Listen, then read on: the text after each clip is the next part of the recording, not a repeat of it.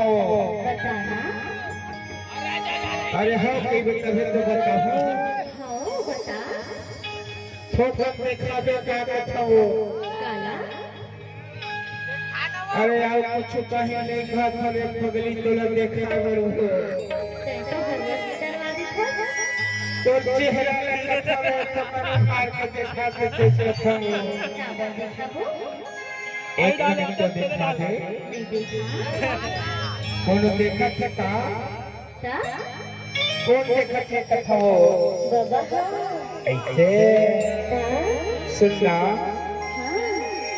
अरे सरपंच लग गई के करे वो सारा लागा उधर पियाली ना भूला जी कथा हो। हाँ उसने करके तब घरे देखा हूँ भाई। कभी तक कथा ता? देखन दे वो देखन दे देखन दे देखन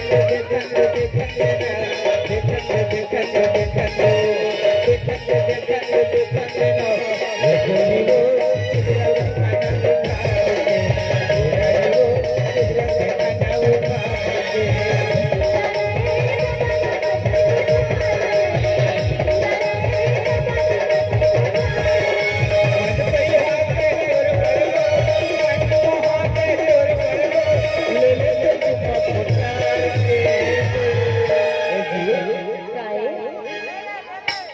सुन रे। अरे मोला नहीं देखा तो तुम सरपंच देखा तो तेज कथा हो। एक करी तो देखा दे रे। अरे मन कोई हाके तोर बरबो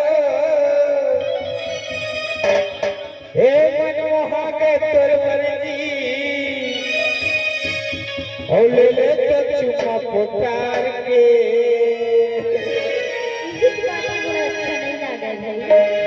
कभी तो देखा कथा हे गोली वो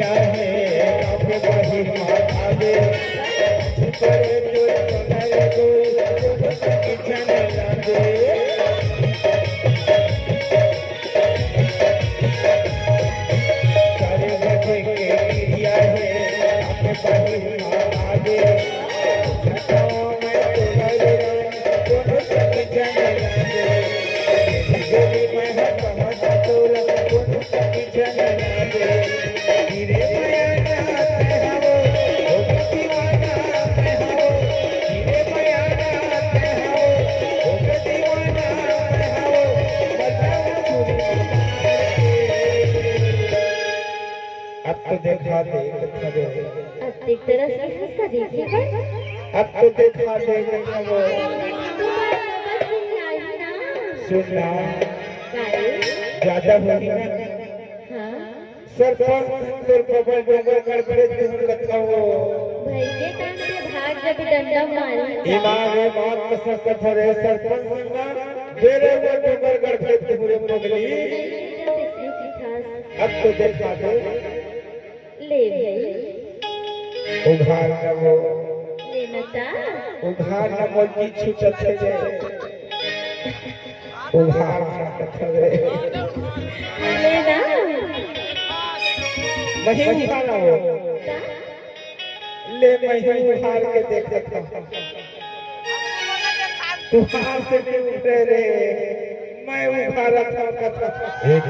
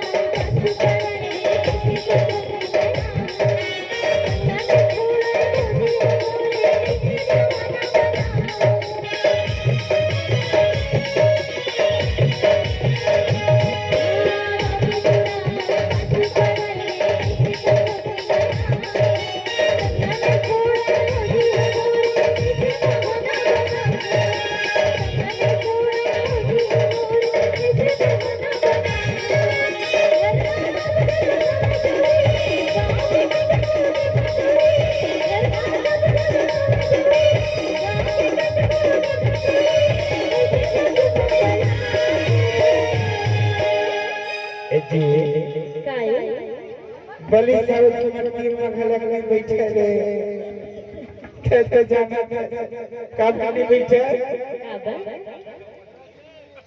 का बनी बैठे बताओ ए गोरी गो